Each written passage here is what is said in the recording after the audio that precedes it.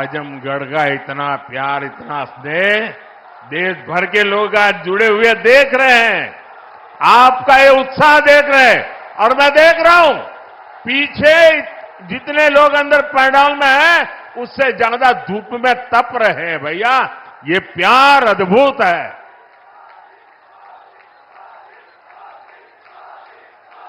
साथियों, airport, highway और railway से जुड़े इंफ्रास्ट्रक्चर के साथ साथ पढ़ाई, पानी और पर्यावरण से जुड़े विकास कार्यों को भी यहां नई गति मिली है।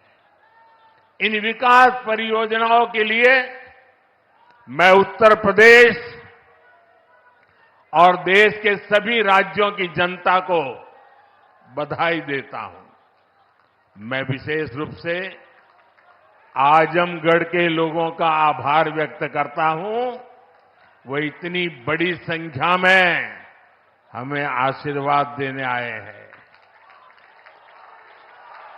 और आजमगढ़ के मेरे भाई बहन, मोदी की एक और गारंटी सुन लीजिए।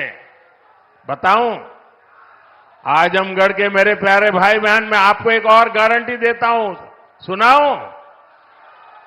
आप बताएं तो बताऊं? देखिए, ये कल का आजमगढ़ अब वो गढ़ है, ये आजन्मगढ़ है। ये आजन्मगढ़ विकास का गढ़ रहेगा, आजन्म रहेगा। अनंत काल तक ये विकास का गढ़ बना रहेगा। ये मोदी की गारंटी है दोस्तों। साथियों, आज आजमगढ़ में एक नया इतिहास लिखा जा रहा है। यहां से लेकर विदेश तक जे भी आजमगढ़ का रहने वाला हो, सबके आज बहुत खुशी मिलत हुई। ये पहली बार नहीं हो। एक रे पहले जब हम पूर्वांचल एक्सप्रेसवे का उद्घाटन कईनी तो आजमगढ़ के सब आदमी कहत रहे कि अब लखनऊ में जहाज से उतर के हमन यहां 2.5 घंटा में आ जाब।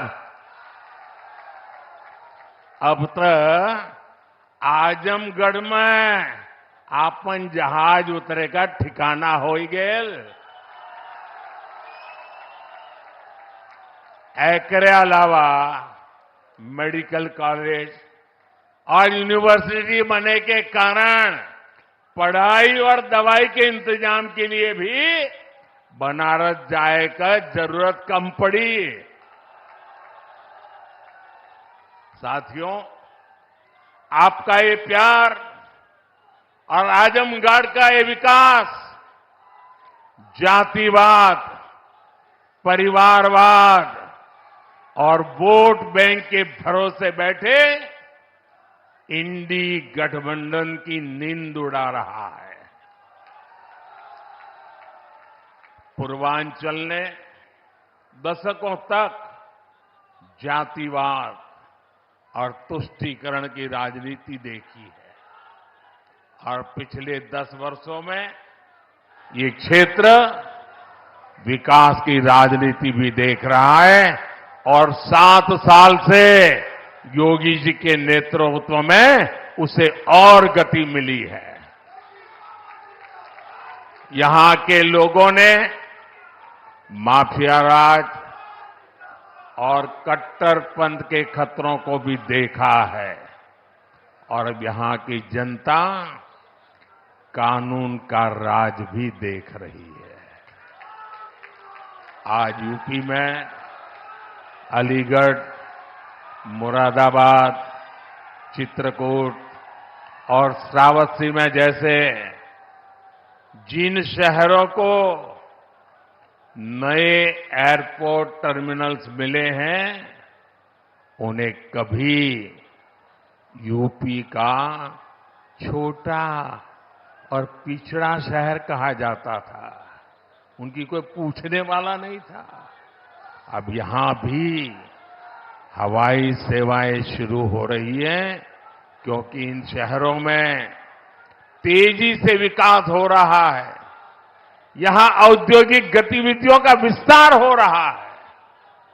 जिस तरह हमारी सरकार जन कल्याण की योजनाओं को मेट्रो शहरों से आगे बढ़ाकर छोटे शहरों और गांव देहात तक ले गई, वैसे ही आधुनिक इंफ्रास्ट्रक्चर के काम को भी हम छोटे छोटे शहरों तक ले जा रहे हैं। छोटे शहर भी अच्छे एयरपोर्ट, अच्छे हाईवे के उतने ही हकदार हैं जितने ही बड़े मेट्रो शहर हैं। और भारत में जो तेजी से अर्बनाइजेशन हो रहा है, उसका जो प्लानिंग 30 साल पहले होना चाहिए था, वो नहीं हुआ। हम उसी को ध्यान में रखते हुए आज टियर 2, टियर 3 सिटी की ताकत बढ़ा रहे हैं, ताकि अर्बनाइजेशन रुके नहीं और अर्बनाइजेशन एक अवसर बन जाए, उस दिशा में हम काम कर रहे हैं। सबका साथ, सबका विकास का यही विजन डबल इंजन की सरकार का मूल मंत्र है। साथियों, आज आजमगढ़, मऊ और बलिया को कई रेलवे प्रोजेक्ट्स की सौगात मिली है। इसके अलावा आजमगढ़ रेलवे स्टेशन का भी विकास किया जा रहा है। सीतापुर, शाहजहांपुर, गाजीपुर, प्रयागराज, आजमगढ़ और कई दूसरे जिलों से जुड़ी रेल परियोजनाओं का लोकार्पण और शिलान्यास भी हुआ है। प्रयागराज रायबरेली, प्रयागराज चकेरी और शामली पानीपत समेत कई हाईवेज का लोकार्पण, शिलान्यास भी अभी अभी मैंने किया है। प्रधानमंत्री ग्राम सड़क योजना के तहत 5000 किलोमीटर से ज्यादा सड़कों का लोकार्पण हुआ है। ये बढ़ती हुई कनेक्टिविटी पूर्वांचल के किसानों के लिए, यहां के नौजवानों और उद्यमियों के लिए एक सुनहरा भविष्य लिखने जा रही है। साथियों, हमारी सरकार की प्राथमिकता है कि किसानों को उनकी उपज का सही दाम मिले। आज पहले की तुलना में कई गुना बढ़ी हुई एमएसपी दी जा रही है। गन्ना किसानों के लिए भी इस साल लाभकारी मूल्य में 8% की वृद्धि की गई है। अब गन्ने का लाभकारी मूल्य 315 रुपये से बढ़कर 340 रुपये प्रति क्विंटल हो गया है। आजमगढ़ तो गन्ना बेल्ट में गिना जाता है। आप लोगों को याद है ना कि कैसे इसी उत्तर प्रदेश में जो सरकार चलाते थे ना, वो गन्ना किसानों को कैसे तरसाते थे, कैसे रुलाते थे। उनका पैसा ही तरसा तरसा कर दिया जाता था और कभी कभी तो मिलता भी नहीं था। ये भाजपा की सरकार है जिसने गन्ना किसानों का हजारों करोड़ का बकाया खत्म कराया है। आज गन्ना किसानों को सही समय पर गन्ने का मूल्य मिल रहा है। गन्ना किसानों की मदद के लिए सरकार ने और भी नए क्षेत्रों पर बल दिया है। पेट्रोल में मिलाने के लिए गन्ने से इथेनॉल बनाया जा रहा है। खेत में जो पराली है उससे बायोगैस बन रही है।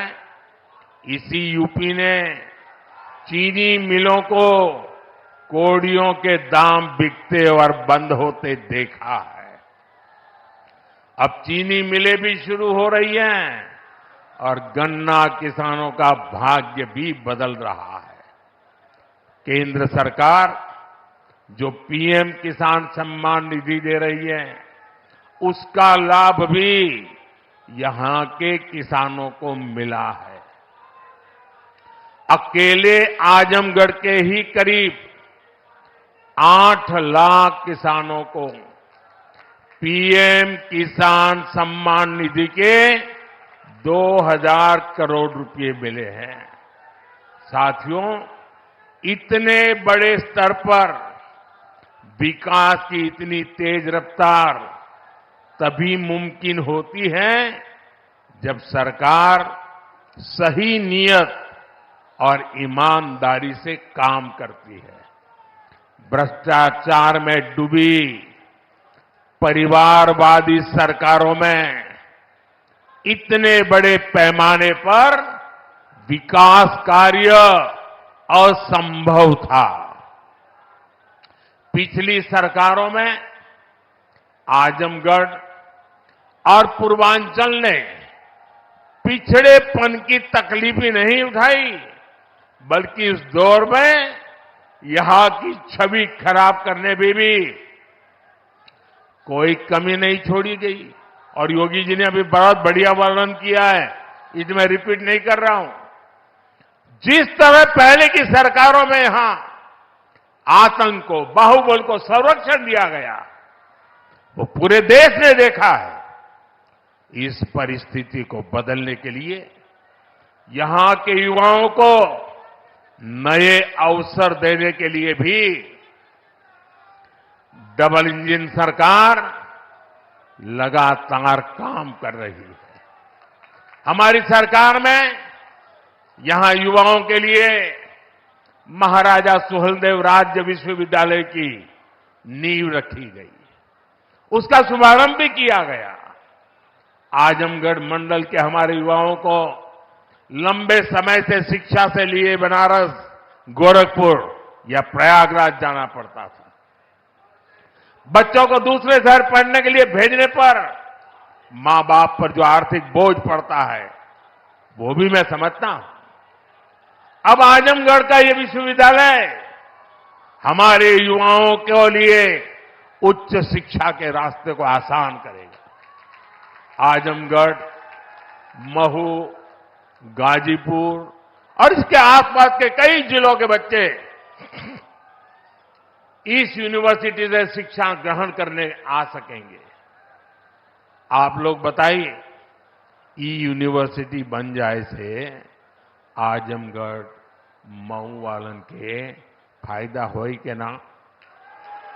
होई के ना?